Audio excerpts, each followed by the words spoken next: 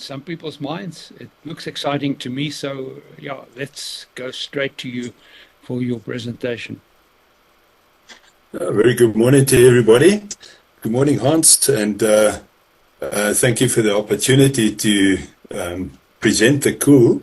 Let's just try and share the screen here. I'm using Ubuntu Linux here and downloaded the WebEx app. Now, what on earth? Why? Okay, share that screen. I just got to get used to this interface, and yeah, let's double click that one. And I'm using Ocular to read a PDF file, which is a little bit different to the PowerPoint option. Okay, let's have a look here. Presentation. Can you see the presentation and hear me? 100%. Go ahead. Okay, thank you very much. Okay, the cool has become a rather controversial topic, but I'm here to silence the fires, as it were, and to explain the purpose and the vision I have for the cool within amateur radio. It used to be known as the OCL, and it wasn't very,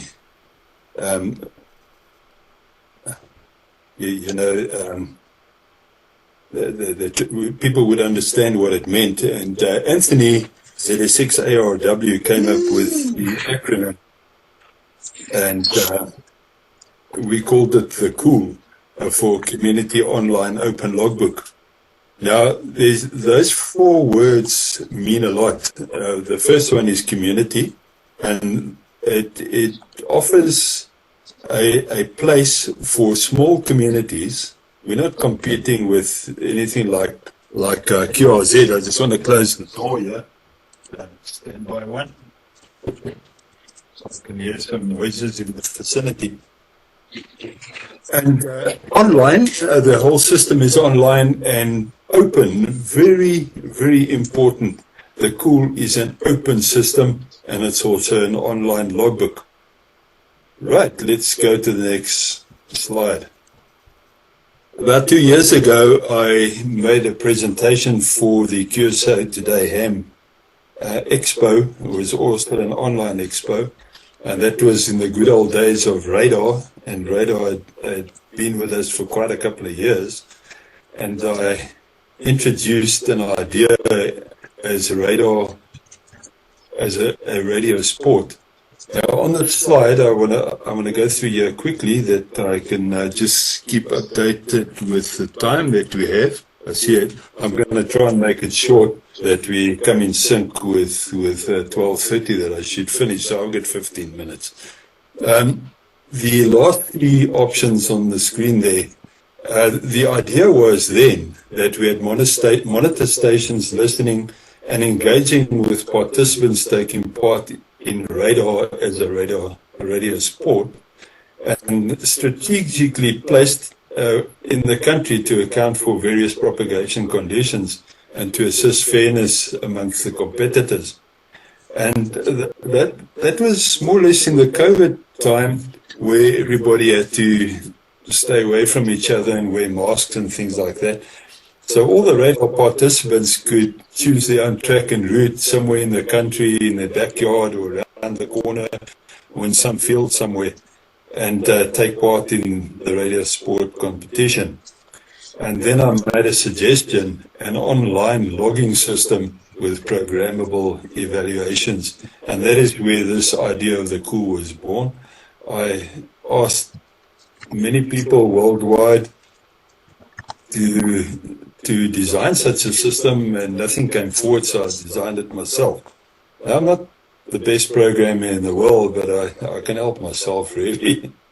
Okay, an introduction to the cool. This is what I sent Hans right in the beginning, where the cool is a uniquely, locally designed community online open logbooks, unlike any other. Now, I've had some comments where people say, yeah, but there's many local logging systems for contest logging, or there's many online logging systems, and certainly there are. And I don't want to compete with any one of them, and each has their place. But what is important about the Cool is that we are an open system. The idea with the radar sport was that while all the participants were taking part and making communications with others, that their family and onlookers could go onto the online system and see the progress of the game, as it were. And because it would be all open, I can hear somebody's mic is still activated, interfering here, but I don't know who it is. Logs entered are checked for accuracy, the exchanges too, which lends itself to evaluation of contests. Still somebody's mic is activated there. Okay, the Cool has a companion system called the Evaluator. We'll get to that a little bit later, halfway through the presentation, which evaluates whatever happened within that time period. The Cool system is protected through registered pins, so you can apply for your pin, and that gives you access to enter logs into the system, and it is associated with your call sign.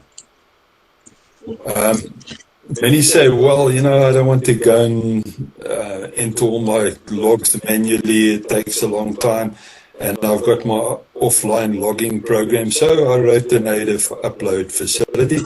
And you can just take your ADIF file and upload it into the system, and it accepts it. ADIF is a very standard way of exchanging information between logging systems. Okay, so, and what we have with the Cool is you can download the Cool's logs and upload to other online systems like LotW, Logbook of the World, or QRZ.com. QRZ, of course, is an excellent place, so I upload all my logs there as well. And the Cool Evaluator gives us daily statistics to promote activity within the communities.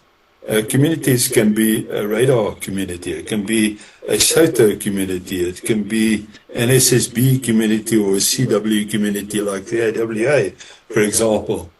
So, we encourage the sharing of logs with each other. That is the whole point of the Cool. Okay, this is basically what the Cool looks like. Very much like a standard logbook system. Right up at the top there, you've got access to particular controls to manually log a QSO, edit it or even delete it if you wanted to. You can search for your own call sign or anybody else's call sign. It will give you the list. You can expand on the list right down at the bottom here. You can expand it to up to 500 lines. You can download your ADIF file. You go to the prepare for selective download, and then you select the particular logs that you want to download. And or you can go up at the top here and upload your ADIF, and the next screen will show us that. The manual log entry, you have to enter your registered PIN that's registered to you, associated with your call sign. Basically, the three red text boxes here are the information it's the only information you really have to enter when doing a manual log entry. So it's your PIN, the other station's call sign. You can put in comments if you want. The date and time on opening the dialogue is set there for you, and you must just enter your frequency. Presently, the frequency must be within 1 kilohertz for matching of the QSO, and the time we normally take as the end of QSO time to be most accurate, but that can be within 5 minutes of each log. Okay, power levels we have here. I noticed, for example, the Hamnet contest, they take the power level less than 50 watts or above 50 watts as a multiplier. So a little bit further on in the presentation, I'll show you the effects of that. Okay, what's our time now? 21. Okay, radar. We exchanged 10 character grid locators. and that was built into the system. And it would check those grid locators between the two logging stations. But then there could be other criteria other than a grid locator. It could be standard text like your name and your grid locator, or your car's registration number, for example. Whatever the exchange was supposed to be between the two stations, it would check that as well. The RSTs, sent and received, I was very anti-RST because everything is 599 nowadays. 599, 599. It means absolutely nothing, and I removed the RSTs, but I did bring it back, as I'll show you a little bit further on in the presentation. Okay, here we have the ADF importer.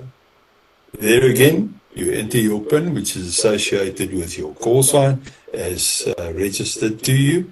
You choose your ADF file created by another logging system, and you press the upload button. Everything goes nicely into your cool logbook.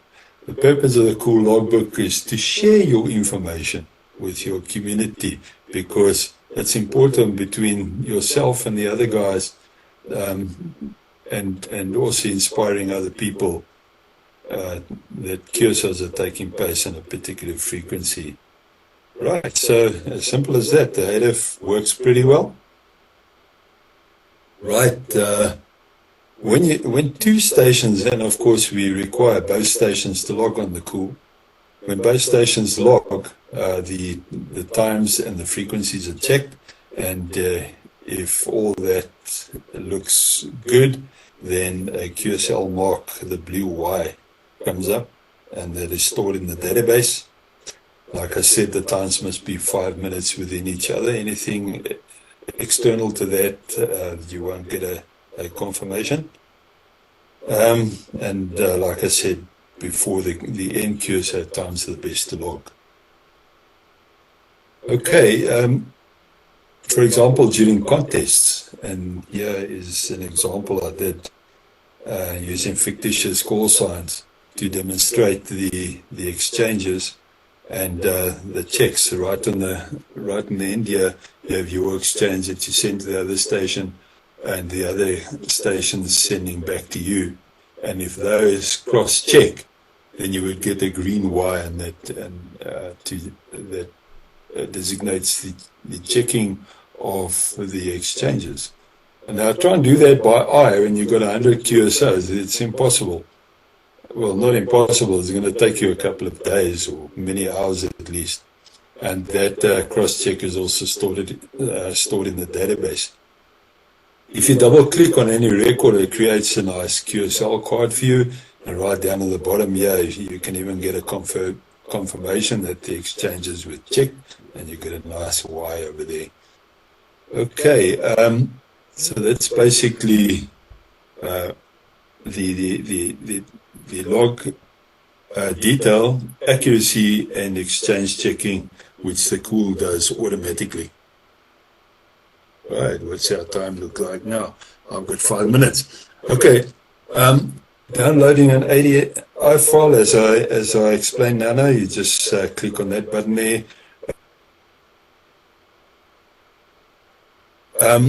There was a contest that us CW guys in South Africa took part in, and that was the ARRL's CW Worldwide Contest. And that requires that you send them a Cabrillo file, and I built in the Cabrillo facility into the cool as well. And that taught me a lot, because their evaluation systems is almost like a robot. You send them the Cabrillo file, you upload it into their system, and then it gets automatically evaluated, very much like the cool does. We still prefer sending Excel spreadsheets, which is very, very outdated if we look at the rest of the world. One thing about the Cabrillo file, as I mentioned just now, the RSTs being all 59 or 599, the Cabrillo file and the ARRL required the 599. in the CW contest, which is really crazy. So I just see it as a delimiter. But we built it in. This is more or less a report that is generated by the Cool. Here you can see in the first month of 2024, the guys that logged on the Cool. Our leader is Ed, ZS6 Uniform Tango, with close on 270 QSOs for the month, mostly CW, and Charles, ZS1 Charlie Foxtrot, was very close behind. But it shows the activity, and this activity inspires others also to be active. The purpose of the Cool as well. Right. The Cool's main supporters at the time was the CW operators, the ZS CW operators. And it was a natural thing that we started the Cool CW Operators Club. In a sense, the Operators Club and the Cool are now the same thing. But the Cool is not just limited to CW. I often do FT8, and WSJTX creates a nice ADI file, and I just like import the ADI file into the Cool. The Cool I see as a staging area and a sharing area. Sharing of logs, staging of logs, where you can take it from there and go and populate your other online systems. It's not meant to replace anything else.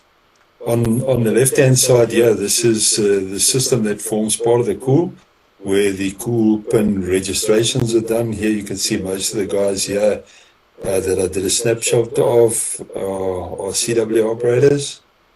And then I also built in a system here where people used manual log entries, or they did uploads using the ADF uploader. And then we can check how often the system is used by those users. And we've got a timeout period of about 6 months. If the system wasn't used within 6 months, then we simply delete the pin and it has to reapply. It keeps our security intact, and we know we like to have active users on the Cool. Right, our time is almost up. The Cool website is a WordPress blog. We do a lot of blogs there. We've got a newsletters, and also recently we've published our first magazine. Up on the top here is links to go to the particular Cool areas. Right. The advantages of using the Cool, well, what I've explained now already. You can go through this list in your own time. We offer it to evaluate contests because we check the logs accuracy, and we also check the exchange accuracy. We produce a report within seconds. We also have the idea that if both stations don't log on a central place, how can you check whether the QSO is valid? Right, this is more or less halfway through the presentation, but I'm going to go through here very quickly. The Cool has a Cool evaluator where you can dial in your criteria, the dates and times of a contest or a particular time period. You can go and search for confirmed logs, or confirmed logs with the exchange accuracy as well. I did build in other options to evaluate the data within the database. But if you go online, you can access the Cool evaluator, and you can go play around there. It's all open. Anybody can go and do an evaluation on the data on the Cool database. Right. As I said, you just select the evaluation time slot and select your option to evaluate the data. Right. If you don't get the sale point, if you don't have confirmed log entries and you don't have matching exchanges, and especially within contests, how can you allocate a point for the QSO? And I recall one of the QSO, one of the contest guidelines was that you could make contact with non-participating stations. Now, how on earth do you evaluate that? Because a non-participating station isn't going to send his login, and that is a problem. Okay, so the cool evaluator can be used to assist contest administrators. We don't want to take over their contest, but they can use this tool to evaluate their contest. Of course, it requires that everybody log on the cool, because that is a central place. Everything is open. I took part in the contest once, and I really tried very hard at one stage. I had 15 contacts, and the other station I made contact with had 89 contacts. Where did those come from? So where was I failing? With an open logbook system, we can go and analyze the logs, and we can see where we as individuals can improve and get to the point where others are performing very, very well. So it's a tool to train us to be better. Right. I did an exercise where I created fictitious log entries to simulate the Hamnet contest, and after I took in that time period, and I clicked the submit button to evaluate these logs, and within a second or two I had the result in graphical form and also in tabulated form. About a year ago, I wanted to introduce the cool sprint into the Blue Book, in the South African Radio League Blue Book, but was rejected for a certain criteria which is not easy to understand. But we did our pilot cool sprint on the 17th of March, a few CW guys. And the criteria for us was that SSB QSOs, which we included, had a multiplier of 1, and CW QSOs had a multiplier of 2, and you get a point for the contact. And we allowed 1 hour after the hour sprint for everybody to log their logs on the cool, because some might have internet access problems, so we give them a little bit of leeway. But within 5 seconds, we had the result. We didn't have to send in sophisticated Excel spreadsheets to the contest organizer via email, wait a week or 2 for the results. We had the results on the same day within 5 seconds. So guys, we invite you to come and join in on the cool. Everybody is welcome there. I hope I've explained that we are in competition with no other logging system, be it offline or online. The cool is a place for sharing logs, for sharing your own results, and an ideal place to evaluate local contests. We don't want to compete with the ARL with 10,000 logs. We've got small communities. We've got SOTA, we've got POTA, we've got Radar, we've got general contests. Some contest evaluations are very, very sophisticated, but they don't need to be. But algorithms can be written on the cool as well to evaluate any contest. So guys, I hope you enjoyed the presentation, and I'm 6 minutes over time. There's 73 still, and I'm going to stop this now. Thanks very much, Eddie, for that. Let's see if there's any questions. We'll take 2. I don't see any hands.